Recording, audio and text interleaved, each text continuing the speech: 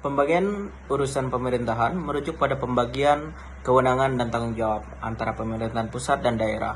Tujuan utama dari pembagian ini adalah untuk meningkatkan efisiensi dan efektivitas dalam penyelenggaraan pemerintahan dan pelayanan publik. Terdapat 3 bentuk utama dalam bentuk pembagian ini. Dekontraksi, yang melibatkan penyerahan tugas kepada perwakilan pemerintah daerah. Desentralisasi, yang memberikan otonomi lebih besar kepada pemerintah daerah. Dan delegasi, di mana kewenangan diberikan kepada lembaga tertentu. Pendekatan ini bertujuan agar urusan pemerintahan dapat dikelola lebih dekat dengan masyarakat dan dilayani sehingga responsivitas terhadap kebutuhan lokal bisa meningkat. Prinsip subsidiaritas berperan penting dalam pembagian urusan pemerintahan, menekankan bahwa keputusan seharusnya diambil pada tingkat pemerintahan yang paling rendah dan dekat dengan masyarakat. Dengan menerapkan prinsip ini, pemerintah daerah diperdayakan untuk mengelola urusannya sendiri dan masyarakat dapat terlibat aktif dalam proses pengambilan keputusan. Manfaat dari penerapan prinsip subsidiaritas Salah.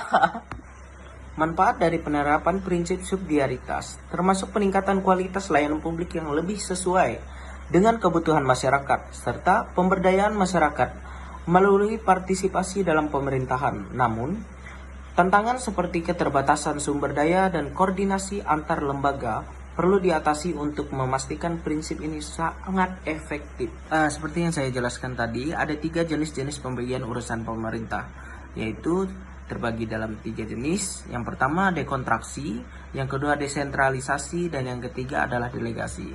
Yang pertama yaitu dekontraksi dalam pembagian urusan adalah cara di mana pemerintah pusat memindahkan tanggung jawab kepada perwakilan daerah. Contohnya adalah ketika kementerian mengirim staf untuk mengelola proyek di daerah tertentu. Ini memberikan kesempatan bagi perwakilan daerah untuk lebih terlibat dalam proses pengambilan keputusan, meskipun kewenangan tetap berada di tangan pemerintah pusat. Yang kedua adalah desentralisasi otonomi daerah.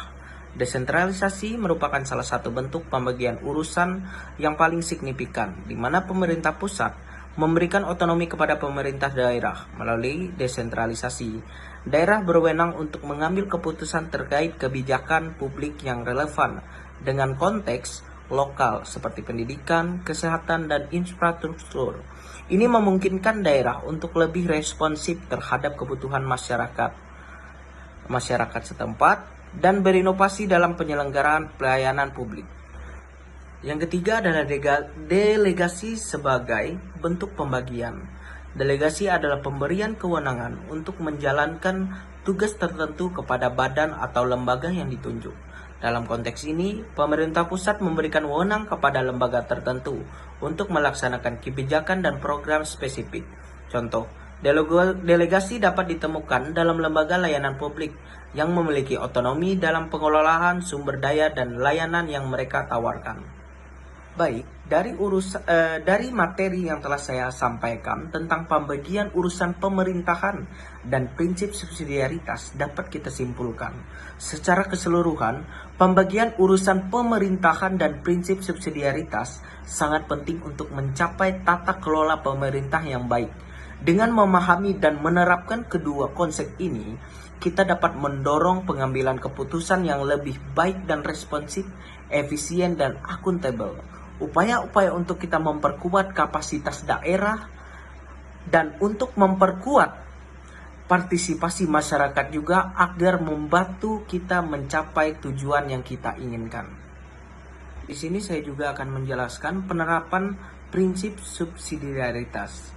Penerapan prinsip subsidiaritas memerlukan kebijakan yang mendukung otonomi daerah dan pemberdayaan masyarakat.